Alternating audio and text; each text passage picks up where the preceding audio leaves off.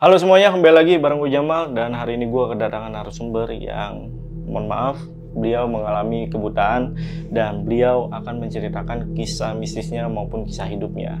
Jadi disclaimer untuk teman-teman bahwasanya beliau ini mau menceritakan tentang kisahnya itu sebagai pelajaran untuk kita semua. Jadi gimana cerita lengkapnya? Simak video sampai habis dan selamat datang di Saksi Misteri by Lentera Malam.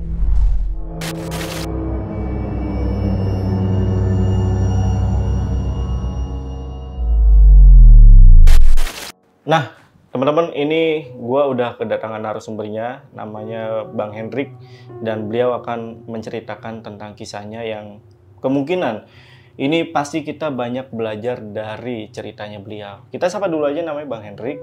Halo Bang Hendrik, apa kabar Bang? Baik, Bang Jamal. Baik ya Bang ya. Alhamdulillah. Bang Hendrik, ini sebelumnya aku minta maaf nih Bang.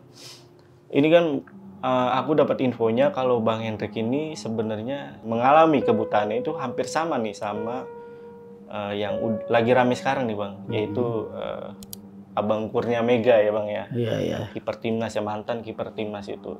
Itu Bang Hendrik bener Bang, hampir sama tuh kejadiannya. Kalau saya yang saya alami, Mm-mm. saya kejadian di tahun 2020. Mm-mm. Saya lagi nongkrong sama teman-teman saya. Saya minum, disitulah saya langsung mendadak drastis keracunan minuman alkohol. Minuman alkohol. Dan itu minumannya oplosan juga Bang. Oplosan yang saya minum. Oplosan ya Bang ya. Iya. Dan itu memang berbahaya banget ya Bang kalau oplosan. Kalau buat menurut saya bahaya juga sih, cuman kadang nggak pernah orang ngegubris, wah udah banyak yang mengalami, mungkin yang meninggal pun udah banyak, mungkin ya yang udah banyak, yang mengalami seperti saya ini mungkin pun sudah ada, tapi orang-orang kayak kita ini masih menggunakan terus. Iya. Pada intinya gitu. Jadi saya pun tahu yang pada kena, yang pada teman saya pada mati banyak. Saya pun tahu, namun ya udah. Waktu dulu ya Bang ya. Iya, tapi Iya. musibah kan kita juga nggak tahu datangnya kapan kepada menimpa pada diri kita sendiri kan. Tapi Bang Hendrik sekarang udah bener-bener full nggak nyentuh minuman-minuman lagi kan Bang? Alhamdulillah, saya udah nggak, saya malah pengen sembuh. Iya. Udah saya nggak pernah ini. Apa yang saya rasakan, apa yang saya ini, makanya saya buat teman-teman juga jangan sampailah apa yang saya alami sampai saat ini. Betul Bang, betul. Saya nggak bisa ngelihat. Nah, yang lebih epicnya lagi itu aku juga dapat info kalau kejadian mistis yang dialami sama Bang Hendrik ini itu pada saat proses di mana Bang Hendrik ini dari yang bisa ngeliat sampai mengalami kebutaan itu ya, kejadian mistisnya di situ ya Bang ya? Iya. Pas kejadian saya nggak ngelihat, nah kejadian di situ ada kejadian. Sampai saya di rumah sakit, sampai saya pulang ke rumah, kejadian-kejadian gangguan kepada diri saya ada aja gangguan. Kejadian kebutaan kepada kedua mata saya sebetulnya ada kaitannya, ada yang mengirim semacam santet kepada saya. Oh ternyata itu ada kaitannya tuh Bang ya? Itu gimana ceritanya Bang? Nanti saya bakal ceritain kisahnya Bang. Iya, jadi penasaran nih sama kisah lengkap dari Bang Hendrik. Tapi sebelum itu seperti biasa kalian kalau mau jadi narasumber di Lentera Malam sama seperti Bang Hendrik, kalian bisa langsung aja DM ke Instagramnya Lentera Malam, itu ada di @lenteramalam.id, atau kalian bisa juga hubungi ke dua nomor yang ada di bawah ini.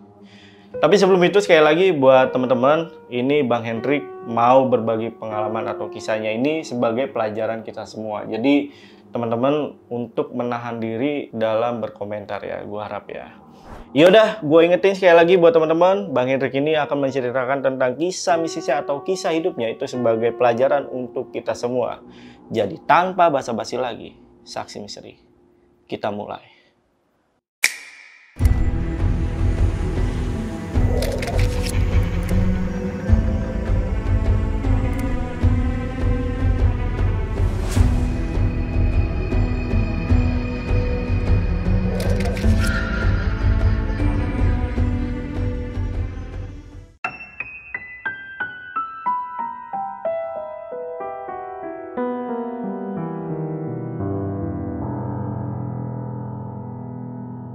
Awal Kejadian saya di tahun 2020. Awal sih saya nongkrong sama teman-teman. Terus saya ada 3 temen, sebut aja namanya, yang satu si Yudi, sama si Wahyu, sama si Tori. Kita minumlah berempat. Saya saling bertatap-tatapan karena udah pada pucat mukanya. Udah takut di situ karena udah pada biru bibir. Terus saya bilang sama ketiga teman saya ini, saya sempat bilang udah mau berhenti minum minuman oplosan tersebut. Oh, di saat itu ya? Karena saya sudah merasakan yang udah nggak jelas. Saat itu saya berangkatlah ngamen bertiga sama teman saya. Itu setelah minum? Setelah minum. Dan saya jalan bertiga, tapi saya nggak mau nyari minuman oplosan karena saya udah sumpah saya nggak mau minum oplosan itu lagi. Saya nyari di tukang jamu. Sekitar jam 9 pagi saya berangkat. Sampailah setengah 12 siang, saya nggak nemu juga nyari tukang minuman yang di tukang jamu. Pada akhirnya saya ketemulah sama penjual oplosan tersebut di jalan. Dia menyapa saya pun menyapa dia. Dan teman saya nanya sama penjual oplosan, "Mbok, ada?" Terus empok itu jawab, "Ada, tapi bukan racikan gua," kata dia. Nah, pada akhirnya teman saya bilang, "Udah bang, beli ini aja, dapat 3. Terus saya bilang, gue nggak minum ini lagi. Saya bilang, saya mau nyari minuman yang berlabel aja, saya bilang. Pada akhirnya dia beli 3 tapi nggak saya minum. Saya beli yang botolan yang berlabel. Saya minumlah sekitar jam 8 malam. Tapi kedua teman saya ini nggak minum juga yang barusan dibeli oplosan itu. Nah, tertidurlah saya jam 9 malam. Terbangun saya pagi jam 6. Saya lihat teman saya masih tidur di depan rumah saya. Jadi rumah saya ini kontrakannya ada lorong, terus ada kayak keramik gitu, dia tidur di luar. Dan minuman tersebut masih ada 3 paket. Belum ada yang buka tuh? Belum ada yang buka, Bang. Oh, itu minumnya di rumah ya, Bang ya? Di rumah, Bang. Kejadian saya di rumah, Bang. Terus, Bang. Dan nggak tahu kenapa pikiran saya ada ojokan gimana, saya bukalah minuman itu, Bang. Saya minum. Saya bangunin kedua teman saya. Minumlah saya bertiga sama si Yudi ini sama si Wahyu teman saya. Saya dari jam 6 sampai jam 9 udah pada mabok dah, Bang. Jalanlah saya ngamen. Sampai setengah 12 istirahat di rumah. Itu dari pagi sampai siang nggak ada yang kena nasi, Bang, nggak ada yang kena makan. Dari pagi. Tidurlah. Saya bangun saya sekitar jam 6 maghrib. Dan saya bangun adanya si Yudi doang lagi main HP. Si Wahyu udah nggak ada, Bang, udah pergi. Tiba-tiba saya ngitung penghasilan saya dapat berapa. Ya sekitar 30.000 lah saya dapat. Saya hitung. Di situ ada istri anak saya lagi main HP. Nah, tumbenan nih istri saya nggak nanya penghasilannya berapa, nggak ngegubris saya. Datanglah si Wahyu sekitar jam 8. Nah, gue habis minum, gue kurang nih, kata dia gitu. Terus saya jawab, habis minum di mana? Di tempatnya si Tori. Lu ada duit nggak? Saya bilang, ada sih, dapat duit 30 tadi kita ngamen. Ya udah beliin aja dulu, besok kita ngamen, kita pulangin duit itu kita ganti. Jangan, saya bilang gitu. Nanti istri gue makan apa, saya bilang gitu kan. udah ntar diganti ini. Ya akhirnya saya ke ojok lah, Mm. belilah minuman tersebut 2 paket lagi Bang. Oke. Si Wahyu nggak minum-minum Bang, saya minum lagi setengah gelas. Saya cuma berdua doang sama si Wahyu. Si Yudi saya bilang lu jangan minum, ntar lu besok bangunnya susah. Saya berdua. Setelah 3 kali saya minum, di situ langsung saya merasakan panas di muka saya Bang. Langsung wah, saya bilang dalam hati saya kena. Saya langsung lari ke kamar mandi Bang. Pada akhirnya saya colok biar saya ngeluarin racun tersebut dari tubuh saya Bang. Saya muntah, keluarlah 2 ekor cacing dari mulut saya Bang. Hah? Segede kelingking saya Bang. Di situ saya masih ngelihat Bang, masih ngelihat. Jadi agak-agak burem. Pokoknya saya masih ngelihat lah, orang baru kejadian saya masih ngelihat. Dan situ istri saya pun ikut nyiramin. Saya sempat, wah kok keluar cacing, saya bilang gitu. Saya sempat panik di situ. Saya panik, saya harus mau buat apa lagi? Saya panik, saya pasti kena, saya bilang. Saya udah yakin. Pada akhirnya ada tetangga sebelah, saking saya paniknya, saya minta anterin ke klinik terdekat di daerah rumah saya Bang. Diantarlah sama tetangga saya Bang, menggunakan naik motor sekitar jam 10 malam Bang. Sampai rumah sakit klinik tersebut, dokter pun nggak berani ngasih obat ke saya karena saya ditensi sama dokter. Darah saya 180. Saya tapi jujur sama dokter, saya keracunan minuman alkohol. Saya nggak berani ngasih obat ke bapak karena darah bapak tinggi 180. Tolong dok, kepala saya pusing banget dok. Saya mohon-mohon sama dokter. Dokter tetap nggak ngasih. Saya terus minta tolong, akhirnya dikasihlah sama dokter tersebut. Sampailah saya dikontrakan. Ya saya belum kena nasi juga, dibarengin alkohol. Dan obat tersebut saya minum Bang. Tertidurlah saya di situ. Minuman masih ada 2 plastik. Masih ada 2 plastik lagi Bang.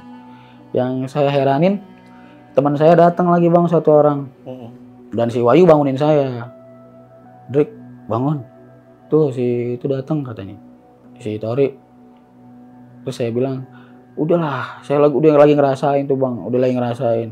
Nah, terus kalau pengen minum tuh minuman di bawah TV masih ada 2 paket lagi saya bilang. Yang anehnya Bang, tuh 2 paket diminum sama teman saya. Teman saya nggak kenapa-napa Bang. Biasa aja Bang. Kalau emang minuman itu beracun semua Bang, kena semua Bang. Itu yang kena saya doang Bang. Wah, saya anehnya dia nggak kena. Nah, udahlah, saya habis minum obat, saya tidur, saya bangun jam 6 pagi. Saya kaget, kok gelap?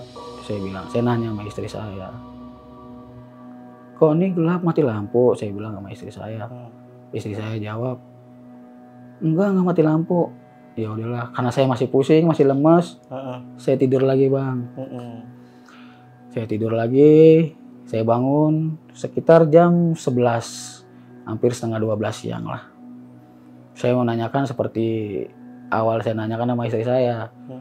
Ini beneran nih mati lampu nih, namanya saya kayak gitu, saya ada emosi dikit. Enggak, kata bini saya gitu. Saya penasaran, saya keluar Bang. Tapi saya pas keluar panas menterik Bang, tapi pandangan saya berkabut. Wah, udahlah, pasti bener-bener kena. Saya balik lagi ke kontrakan saya. Nah, saya minta tolong sama istri saya, tolong kabarin keluarga saya yang ada di daerah Jakarta Timur. Bahwasannya saya keracunan minuman. Saya telepon orang tua saya. Pada akhirnya orang tua saya datang. Setelah 3 hari saya kena Bang. Dan orang tua saya datang, ya orang tua ngeliat anaknya berbaring tempat tidur dengan keadaan keracunan minuman pasti nangis ya Bang. Nah, terus kenapa ya, nanya sama saya ya. Kalau lu dibilangin susah gini-gini, emang saya kalau dibilangin susah Bang. Jadi saya tiap hari Bang Dari pagi ketemu malam, tiada hari saya tanpa minum bang. Belum kena nasi. Iya. Bahkan orang tua ngelarang, ntar perut lu kebakar. Nggak pernah saya hirauin bang. Jadi inilah, ya udahlah.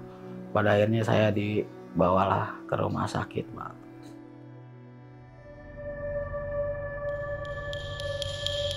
Setelah saya dibawa ke rumah sakit, berhubung orang tua saya panik, saya nggak bisa menerima BPJS.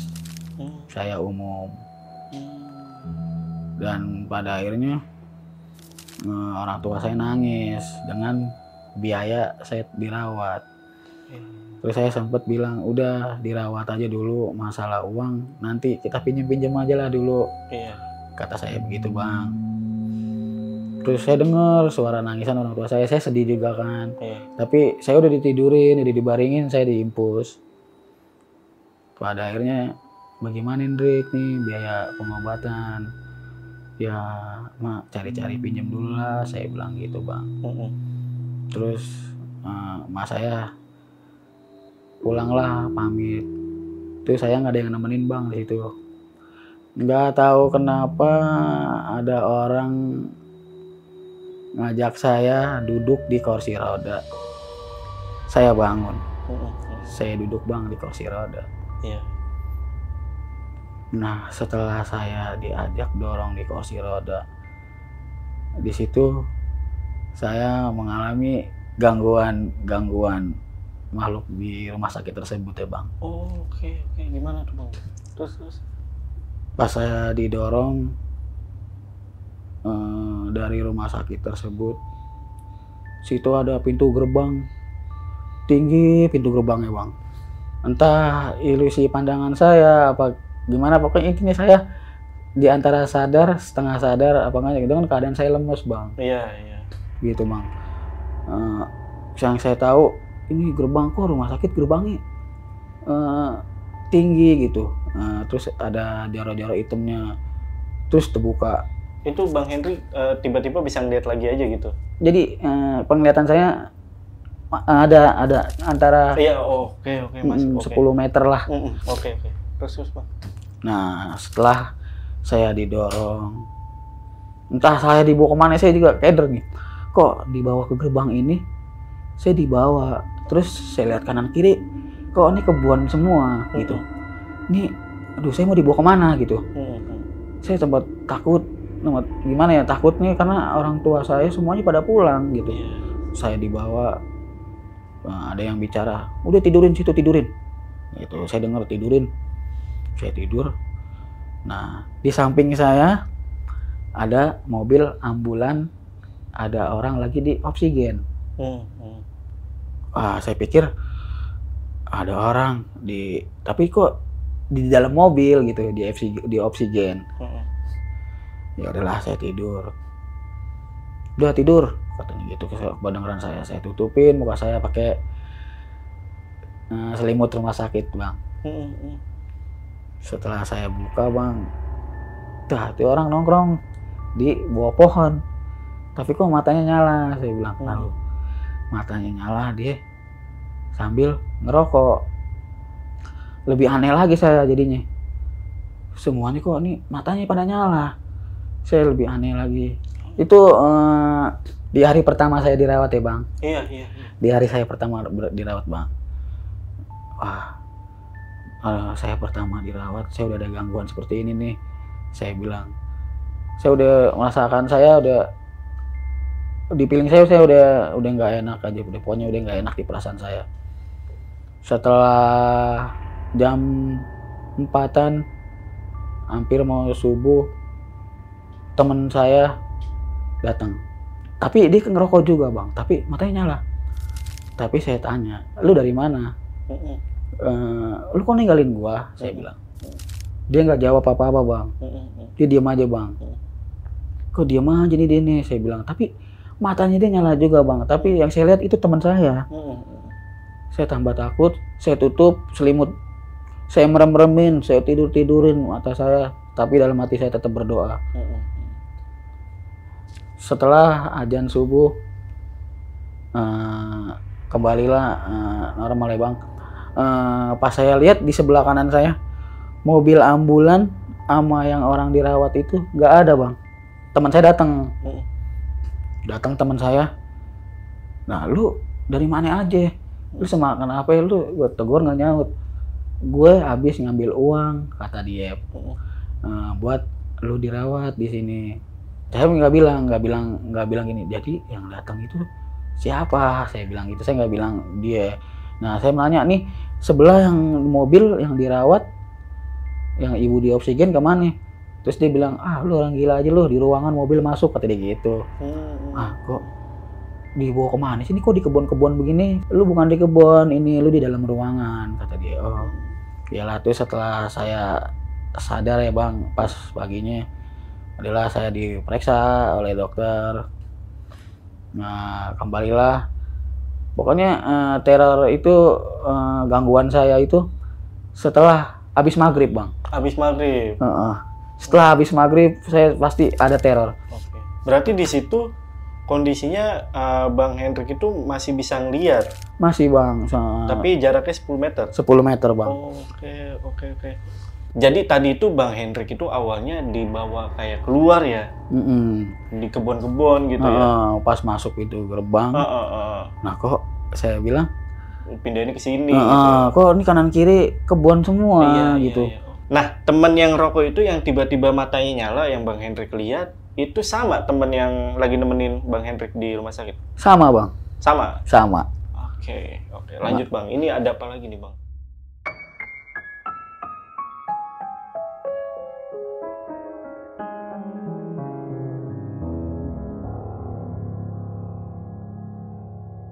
Kembalilah maghrib. Setelah habis maghrib itu gangguan itu ada lagi bang. Jadi saya dikunjungi sama orang tua saya, keluarga saya. Kalau itu kan masih zamannya COVID ya bang, jadi nggak boleh ramai-ramai bang. Pertama adik saya masuk, saya bilang sama adik saya, lu datang sama siapa? Sendiri kata adik saya. Yang benar sendiri. Di depan saya ramai bang. Yang nongpoin saya ramai bang. Saya di situ sempat takut bang, karena kalau biasanya kalau kata orang dulu, kalau kita ditontonin orang ramai takutnya kan kita nggak ada umur apa gimana bang kan. Ini ramai bang, tapi saya lihat tampangnya sinis, ngelihat saya, kupingnya panjang, dia kayak orang kesel bang, natap saya bang. Jadi ukurannya berbeda-beda bang, tinggi, pendek, tinggi, pendek, tinggi, pendek. Di situ ada yang gali-gali kabel. Kok saya keder lagi bang. Nah, terus ada yang beraktivitas lah orang-orang itu bang. Beraktivitas. Kalau yang teman saya bilang, saya kan dalam ruangan. Tapi kok itu banyak yang beraktivitas bang, saya bilang. Saya tambah takut lagi di situ kan. Lu udah bisa ngelihat kata dia saya. Udah. Ini handphone nyala sih dikit. Saya mau minta anterin toilet, saya takut. Pada akhirnya saya nggak nahan, saya minta anterin bang sama adik saya. Dianterin lah saya ke toilet bang sama adik saya bang. Anak kecil bang, balita sekitar umuran ya baru berapa ya bang? Kalau menurut saya masih merangkak sih bang. Pakai pampers doang bang. Saya loncat, saya takut. Ini anak siapa? Saya takut keinjak. Iya. Nah terus adik saya bilang, kenapa lu lompat, lu kayak orang gila? Ada anak kecil lagi merangkak, masa saya mau injek? Kata lu nggak jelas juga lu, kata adik saya dimarah-marahin. Ya udahlah, oke lah. Jalanlah ke kamar mandi, bukalah kamar mandi. Loh, yang saya kaget lagi di kamar mandi, ada orang telanjang lagi di toilet bang. Lagi nongkrong. Pas saya mau kencing, saya sempat minta maaf. Aduh pak, maaf pak. Maaf. Tapi saya nggak ngegubris bahwasannya itu makhluk halus, enggak. Saya nggak ada pikiran ke situ, enggak. Namun saya anehnya nggak ada pikiran ke situ. Saya sampai minta maaf. Maaf pak. Aduh, untung gak kekencingan bukannya pak, maaf pak. Dia yang melototin saya bang. Kupingnya panjang juga bang. Kata adik saya, udah. Mana ada orang sih? Saya diomelin. itu orang lagi nongkrong, kagak ada. Wah lu lama-lama bener-bener udah digila lu, saya digituin bang, Iya, iya. sama adik saya. Ya mungkin saya doang yang lihat ya bang, ya kan. Nah pada akhirnya dia bangun bang, maaf ya pak, saya tetap minta maaf ya pak, kok saya ngencing, saya nggak ini, saya menoleh ke kanan sebentar, dia bang nembus bang ke pintu keluar toilet. Di situ saya kaget lagi, malu, saya bilang wah udahlah, pokoknya saya udah mau buru-buru pulang dari rumah sakit tersebut bang. Saya udah nggak kuat. Setelah saya selesai buang air kecil, kayak keluarlah dari toilet tersebut, saya buka pintunya bang. Orang itu ada di samping pintu. Yang tadi bapak-bapak itu? Iya, udah pakai baju bang, baju merah. Oke. Dan saya lihat lagi, rumah sakit itu udah kayak pasar malam bang. Ada kincir angin, terus banyak anak-anak kecil. Malu, tambah aneh lagi nih saya bilang nih. Ini itu hari kedua tuh bang. Iya. Hari kedua itu sekitar jam 8-an ya bang, udah jam 8-an ya. Saya minta buru-buru anterin ke tempat tidur aja lah sama adik saya. Dan anak kecil itu lewat lagi bang. Saya lompat lagi. Lu kata adik saya, lu malu-maluin gue lu katanya. Itu banyak orang yang ngeliatin. Ya Allah itu anak kecil, masa gue mau injek, saya bilang gitu. Ya udahlah, katanya lu istirahat aja dulu lah, kata adik saya. Mungkin lu isolasi, enggak, itu serius. Itu ngeliat, saya tidurin sama adik saya. Udahlah gantian, nyokap saya yang masuk. Saya tetap nanya lagi sama nyokap saya, datang sama siapa sendiri. Itu orang itu masih beraktivitas bang, rame. Dia pun nompoin saya. Ngeliatin saya dengan sinis, kupingnya panjang. Saya bilang, saya cepat nggak bilang sama mama saya, nggak ngomong bahwasannya ini banyak orang di sini yang ngeliatin, nggak. Saya simpan sendiri bang. Setelah kemudian orang tua saya pada pulang, saya udah mulain agak takut ya bang, karena ditinggalin sendirian bang. Dan teman saya juga lagi di luar. Pada akhirnya saya selimutan bang. Itu mainan-mainan anak kecil, semuanya, mobil-mobilan, hidup semua bang. Itu nyamperin saya. Nah bahkan sampai naik ke dada saya, ke badan bang. Saya kaget. Wah kok mainan hidup semua, saya bilang. Wah saya sempat tutupan. Nah teman saya pada akhirnya datang. Saya bilang dari mana? Dia bilang habis ngelokok dulu. Di sini lu temenin. Saya sempat takut. Bilangin kalau lu pulang ke rumah, gue udah nggak kuat di sini. Kenapa dia saya nggak kuat? Nah pada akhirnya saya meremin, saya tidurin. Saya nggak bisa tidur bang. Tetap gangguan itu ada terus. Wah yang gali kabel lah orang. Wah beraktivitasnya semakin menjadilah semakin ini. Pada akhirnya ketemulah setelah azan subuh hilang, kembali lagi saya diperiksa lagi. Datanglah dokter, bilanglah kepada keluarga saya bahwasannya saya divonis buta permanen. Ya saya sempat nangis bang di situ bang. Terus saya sedih juga bang, saya masih punya anak kecil. Di situ bang saya sedihnya. Terus saya dengar bang, orang tua saya ngomong sama dokter, udah nggak ada obat, nggak bisa diobatin. Saya dibilang buta permanen. Saya sempat nanya sama keluarga saya, dokter ngomong apaan? Nggak ngomong apa-apa. Pokoknya yang sehat aja, terus jalanin yang baik. Udah gak usah berpikir yang neko-neko. Saya udah dengar padahal bang. Saya minta kejujurannya aja. Udah jujur aja saya bilang. Ya entar juga tahu lah katanya. Ya udahlah. Iya kalau untuk keluarga ya mungkin kan ngejaga perasaan abang ya bang ya. Nah memang pada saat dokter bilang kayak gitu, kan sebelumnya Bang Hendrik itu masih bisa ngelihat 10 meteran lah ya. Masih. Nah itu pas maaf dokter bilang buta permanen, itu kondisi Bang Hendrik itu pada saat itu gimana bang? Masih bisa ngeliatnya atau memang benar-benar udah? Kondisi saya masih lemas. Masih lemas. Pandangan saya 10 meter, tapi dokter makanya saya keder. Dibilang buta permanen. Iya. Kok saya dibilang buta permanen?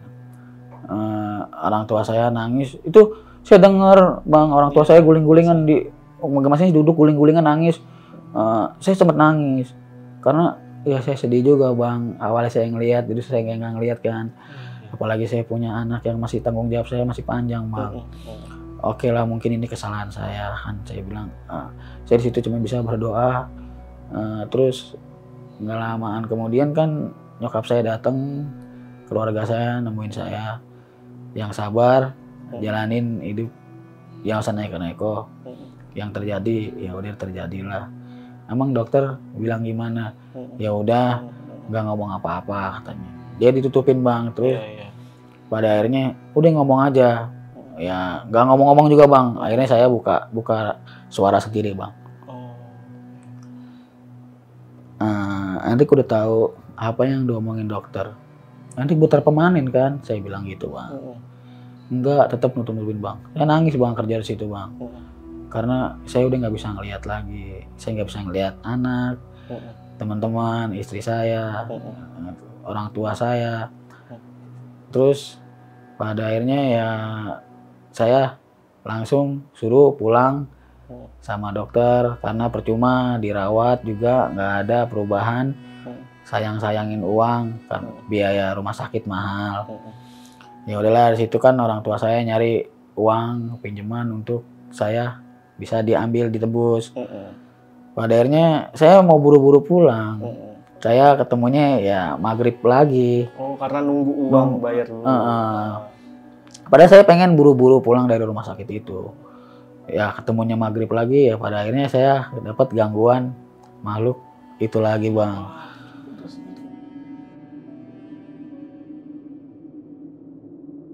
Maghrib, saya nunggu keluarga jemput saya. Di situ saya lagi duduk bang, lagi duduk. Sampailah jam 8. Saya bilang keluarga saya belum datang di situ. Nah, saya bilang sama teman saya, lu jangan kemana-mana di sini. Saya mau ke kamar mandi, mau kemana-mana saya udah takut. Nah, di situ adalah saya melihat sesosok hitam gede tinggi bang. Saya jadi sempat takut lagi bang. Saya sempat selimutan dan teman saya bilang, lu kenapa kata gitu. Udah gua mau pulang dari sini. Udah buru-buru lah pulang. Itu emang di situ bang, setiap habis maghrib gangguan saya itu rumah sakit kayak pasar malam bang. Udah mulai kayak pasar malam lagi bang. Banyak anak kecil dan orang-orang yang kupingnya lancip banyak sih semuanya. Keluarga saya datang lagi, baru saya dijemput, saya pulang naik motor sampai saya buka gerbang, sampai keluar dari rumah sakit masih ada bang mainan semua di situ, hidup ngikutin saya bang. Sampai ngikutin saya keluar dari rumah sakit. Ya sampailah saya di perjalanan, terus bapak saya bilang, ini lampu motor ngelihat. Saya bilang dikit-dikit, kena senter mah dikit-dikit agak-agak burem. Ya udahlah, sampai saya rumah. Di situ ada adik saya sama teman-temannya, dan di situ teman adik saya sempat menjerit bang, takutan bang. Katanya saya bawa orang 2 bang gede-gede di belakang saya bang. Saya juga nggak tahu. Saya bilang kenapa katanya.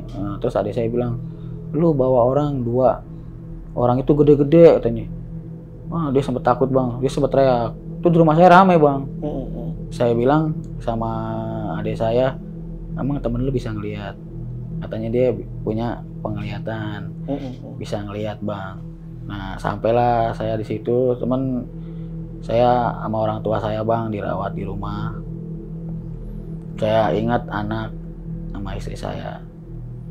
Saya minta pulang ke rumah.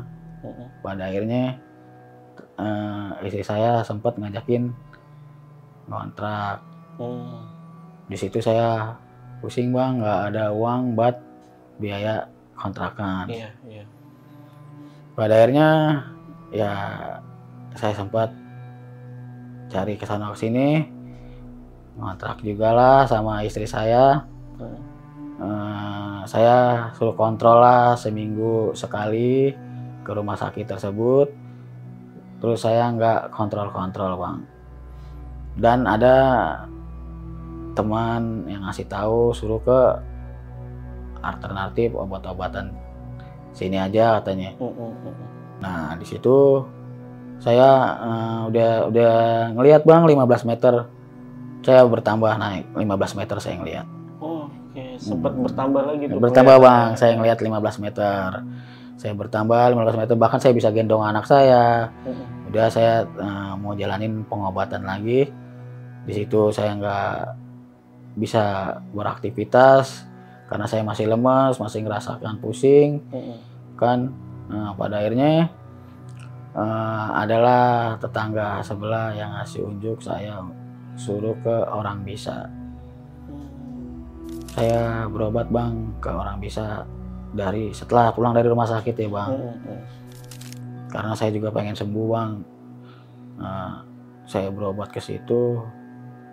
Entahlah saya dibaca-bacain apalah. Jadi setiap ke dia harus kita bawa jeruk yang beli dari kuburan Bang. Hah?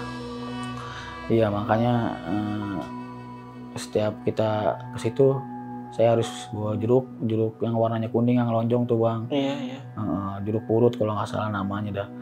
Belinya harus ganjil Bang, 3 kalau nggak 5. Nah di situ saya masih ngelihat dan Orang Bisanya pun pakaiannya jubah putih, panjang, rambutnya panjang, serem lah kalau saya lihat Bang. Kayak Mbah Kunti lah kalau saya lihat, serem lah. Nanya saya, kenapa awalnya, terus mau apa yang dipinta? Saya jawab, saya pengen sembuh, saya pengen lihat anak istri saya. Dia kayak macam kesurupan Bang. Ya saya sebetulnya takut ke tempat-tempat begitu Bang. Ya udahlah, saya yang dia omongin dia saya tetap jawab. Saya dicepretin sama air tersebut, terus yang dibawa Putri Laut Pantai Selatan. Semuanya baca-bacaannya saya dikasih tahu semua. Sempat saya hafal baca-bacaannya Bang. Si mantranya itu dikasih gitu ke saya Bang. Disuruh ibaratnya amalin tuh. Amalin Bang. Jadi kalau masuk ke dia Bang, kita pakai sarung Bang. Istri saya pun masuk Bang. Jadi saya pakai sarung, istri saya pakai sarung. Masuk Bang, saya duduk sila. Saya pun awalnya ya emang nggak tahu, saya sih awalnya intinya saya pengen sembuh, nggak ada niat-niat apa-apa ke situ kan. Saya ikhlasnya lah ngasih kan. Terus keluarlah setelah saya dari situ, dikasih kembang 7 rupa, ditaruh di plastik, tapi kembang itu suruh saya minum. Setelah habis saya minum, ditaruh di ember sama air jeruk purutnya, saya suruh mandi, pakai sarung doang mandinya. Setelah habis mandi, saya suruh berendam pala saya selama 1 menit, terus saya suruh melek, suruh baca mantra yang dikasih dia Bang. Setelah saya kelar mandi, saya minum airnya, teruslah saya tetap ke tempat itu. Saya seminggu sekali, 3 kali. Yang ketiga kalinya baru istri saya sadar bahwasannya air yang saya minum itu banyak ular belatungnya Bang. Nah di situ istri saya marah, gak usah ke situ lagi. Wah, istri saya ngoceh-ngoceh, gue baru tahu nih begini-gini. Nah itu istri itu sadar itu ngelihat berarti Bang? Ngelihat Bang. Apa kata istri Bang? Itu yang lu minum airnya banyak ularnya, banyak belatungnya katanya gitu. Udah buang kata gitu. Dah lu selama ini kemana aja lu baru ngelihat ini? Saya kan keadaannya udah ngelihat udah agak berkurang Bang, karena saya udah nggak menjalani pengobatan lagi.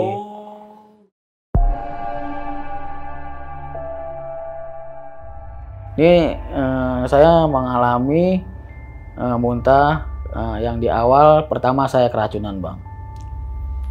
Di situ sempet badan pada sakit dari pala Bang sampai kaki. Tiba-tiba ya Bang? Tiba-tiba Bang, langsung Bang, bro, kayak badan ditusuk-tusuk Bang, kayak orang disantet Bang. Saya sempet, aduh saya uring-uringan Bang. Dan istri saya nggak bisa berbuat apa-apa bang, karena yang rasain saya gitu. Obat dokter pun saya udah nggak ada. Pada akhirnya saya minta obat warung sama istri saya. Dibeliin lah obat warung, saya minum obat warung nggak mempan juga bang. Itu tambah drastis. Alhamdulillahnya teman saya datang. Sekitar 3 orang teman saya datang untuk nengokin saya bang. Lu kenapa ya katanya? Badan pada sakit banget saya bilang. Ada teman saya sempat ngerikin badan saya pada biru bang. Terus saya dipijitin sama teman saya udah parah bang, perut saya gede bang. Bahkan saya buang air aja bang, buang air itu temen saya nggak keluar apa-apa ya bang, cuman air doang, dan air itu ngeluarin bau busuk bang. Pada akhirnya bang, saya dibawalah ke rumah orang tua saya lagi bang. Di situ bang, saya muntah bang lagi bang. Saya ngeluarin cacing lagi bang, 2 ekor bang. Di situ langsung bang saya ngeblank bang, udah saya nggak bisa ngelihat total bang. Di momen itu? Iya bang. Karena sebelumnya Bang Hendrik sempat bisa ngelihat ya? Saya sempat bisa ngelihat bang. Walaupun 10-15 meter lah bang. Bahkan saya muntah keluar cacing pun saya bisa menyiramnya bang. Itu yang lihat keluarga saya, adik saya, orang tua saya semuanya ngelihat pada nangis bang. Kalau awal pertama saya ngelihat, saya yang nyiram sama istri saya. Nah yang keduanya saya ini udah nggak ngelihat. Pas saya keracunan lagi, keluar cacing lagi, disiram sama keluarga saya nggak ngelihat. Di situ saya udah sempet pasrah bang, bahwasannya saya udah nggak kuat. Saya bilang sama keluarga saya, sama ibu saya udah nggak kuat. Nah terus saya sempat dipanggilin lagi orang, bisa juga lah di daerah Jakarta Timur bang. Datanglah ke tempat saya bang, bahwasannya saya ada yang ngirim bang, tapi saya nggak pernah ngegubris bang. Mau dibalikin kak? Ngomong sama saya. Enggak, saya pengen sembuh aja. Ini ada yang ngirim kamu katanya. Kalau kamu mau balikin, saya balikin. Saya tetap nggak mau. Terus ya udahlah, saya diobatin sama dia. Tetap masih bang, masih kencang perut saya gede bang. Pada akhirnya ya ada warga, kalau di situ dia suka ketuain tahlilan, kadang ketuain orang ada yang nikahan dia ketuain, bacain. Pada akhirnya saya dikasih air sama dia, saya sampai sembuhnya sama dia, saya bisa bangun lagi. Nah baru saya bisa bilang sama orang tua saya terima kasih, saya minta maaf juga sama orang tua saya, apa yang pernah saya perbuat. Selagi saya masih bisa melihat, saya minta maaf. Sampai di situ bang. Saya nggak tahu lah gangguan apa lagi setelah saya sampai pulang ke daerah rumah saya lagi bang. Saya sempat ngontrak sama istri saya, dan saya bilang sama istri saya, udah kita gabung aja dulu sama mertua. Saya bilang dengan keadaan saya seperti ini bang, kan saya juga masih pusing, masih nggak jelas. Saya sih dibilang tahu ya tahu, dibilang enggak. Saya nggak mau sujon sama orang itu, tapi ya udahlah, saya cuman biarin aja lah, tinggal Allah yang balas. Jadi Bang Hendrik itu udah sempet dikasih tahu siapa yang ibaratnya nyantet Bang Hendrik gitu? Sebetulnya saya nggak ada yang ngasih tahu, cuman saya sebetulnya gimana ya, saya pernah sempat ada masalah cekcok doang bang, gitu bang. Jadi emang kalau di depan rumah saya ya namanya saya anak nongkrongan ya bang, rame juga yang nongkrong bang. Cuman anak-anak saya nggak pada berisik bang, pada santai, nggak pada bikin keributan, nggak. Wagi pun nongkrong sama warga-warga sekitar setempat juga bang. Mungkin ketua setempat situ kalau yang dipanggil saya bang, jam berapa ini? Dia bilang gitu bang, saya bilang baru jam 10. Biasanya kan jam 12 orang nongkrong juga udah, tapi kan nggak pada berisik lah intinya. Saya dipanggil, cuman manggilnya dia nggak sopan bang terhadap saya. Oke lah, saya nyamperin dia tapi pakai baju dulu. Saya samperin, saya jadi dia nggak sopan, jadi saya berbalik nggak sopan. Saya dengan kata-kata saya kasar, lu manggil gue, lu yang sopan dong, lu manggil gue. Nah, terus dia bilang, lu kesini mau ngeroyok gue tadi. Saya jawab, ngapain gue ngeroyok lu? Nggak ada untungnya gue ngeroyok lu. Dia bilang sangkanya saya ngeroyok. Teman-teman saya di belakang banyak bang pada ngikutin. Gitu, saya bilang, lu punya nomor polisi nih, ntar lu gue laporin. Dia bilang gitu. Saya bilang laporin aja, saya kan nggak berbuat apa-apa ya. Tinggal laporin. Terus ada temennya, saya dipanggil, udah nggak usah diladenin, udah pulang aja. Ya udahlah saya pulang, nggak saya ladenin. Saya sempat cekcok seperti itu doang bang. Jadi kembali lagi ke paginya ya bang, jam 7 dia sempat bikin owner lagi bang di kontrakan tersebut.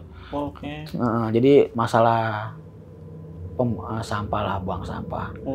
Jadi sampah kan kalau bulanan saya bayar, dia nggak ngambil bang mobil. Nah terus mobil sampah itu diomelin sama istri sama tetangga saya bang. Dan tukang sampah itu ngadu sama ketua setempat di situ. Dan ketua tempat itu malah nyamperin warganya bang, pagi-pagi udah bikin onar. Dan istri saya sama tetangganya, istri saya sempat nangis bang lagi masak. Wah, nangis lah istri saya. Saya ada di situ di depan gerbang. Saya ngusap dada aja. Nangis. Nah teman saya yang berontak, lu berani jangan sama perempuan, lu kalau berani sama gue, kata teman saya. Terus teman saya dorong, jangan, nggak usah, udah diem aja, gue aja lakinya diem, udah lu diem, saya kata gitu bang. Ya udahlah.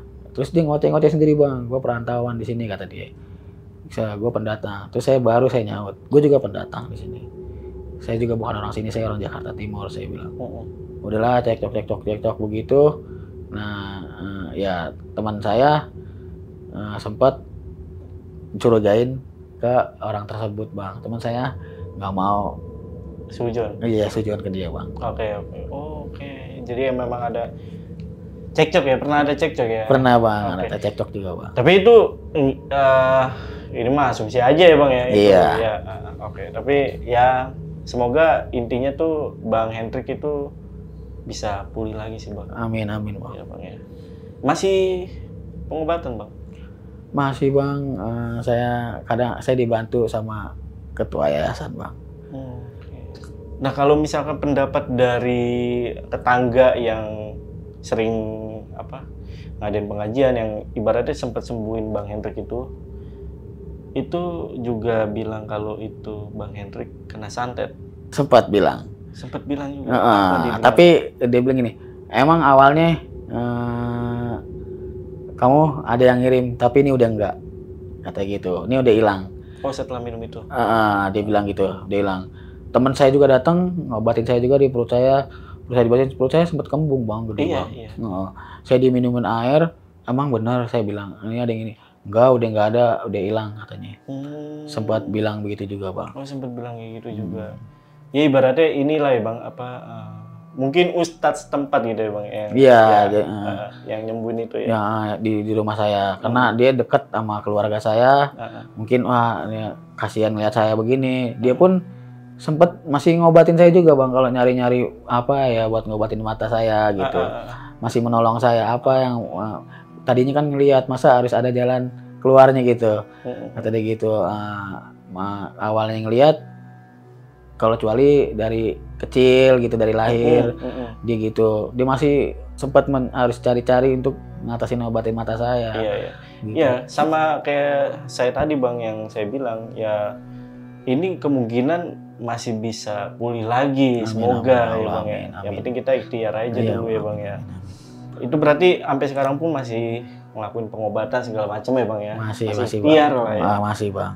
Berarti ini total 4 tahun ya bang ya? Iya 4 tahun. 4 tahun ya, awalnya dari 2020. Saya. Awalnya saya kena dari tahun 2020. Iya. Ya, semoga pulih lah bang, bisa ngeliat lagi. Amin, mudah-mudahan. Tapi istri gimana bang? Saya sama istri masih ada mau nyampe sesuatu gitu bang? Iya, saya sama istri sempat pisah juga bang. Saya juga emang kelakuan dari saya awalnya bang. Mungkin kalau saya ini kangen juga tadinya sama anak. Saya sempat pisah sama istri lama bang, Oke. sampai 3 bulan bang. Bahkan saya gabung lagi sama istri saya nikah lagi bang.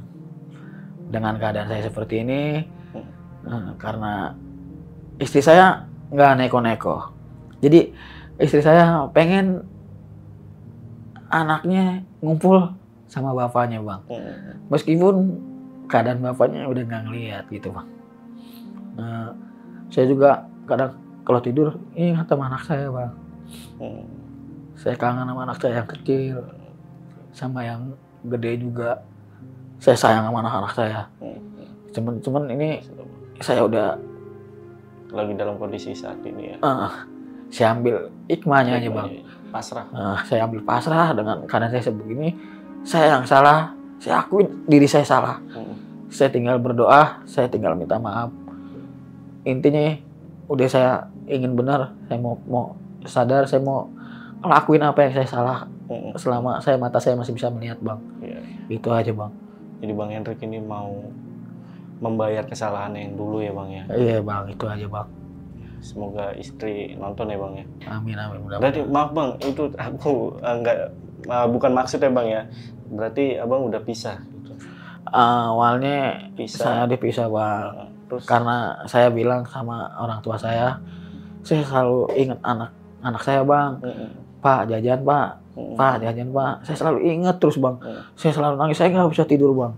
Saya selalu nangis. Saya bahkan, saya samperin bang, di mana keberadaan istri saya bang. Saya harus ada yang tahu, orang yang dampingin saya bang. Kan saya udah begini, saya nggak bisa ngelihat. Saya pengen, saya nggak ada umur anak-anak saya di samping saya bang. Itu aja bang yang saya pengen bang.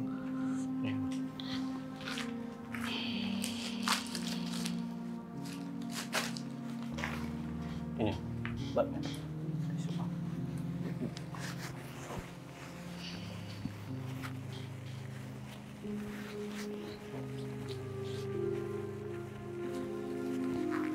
Oke, itu mungkin tadi cerita dari Bang Hendrik yang tentunya ini jadi pelajaran banget nih buat kita semua. Bang Hendrik udah cerita dan kita makasih banyak ya Bang ya, udah mau cerita dan berbagi pengalamannya di Lentera Malam.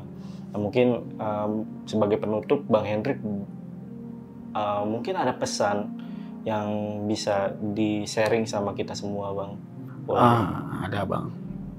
Buat teman-teman yang ada dimanapun berada, teman-teman semuanya,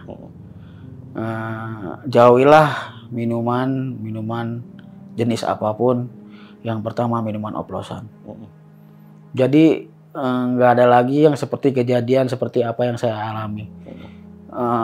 Bagi yang anak generasi muda sekarang maupun yang sudah punya istri, ya nanti bisa menyebabkan fatal akibatnya apa yang saya alami sampai saat ini saya tidak bisa melihat. Terima kasih Bang Hendrik ya. Sekali lagi udah mau sharing pengalamannya ataupun kisahnya di Lentera Malam. Mungkin untuk video kali ini gua rasa cukup. Dan ya udah, gue Jamal dari Lentera Malam dan Bang Hendrik izin pamit. Bye.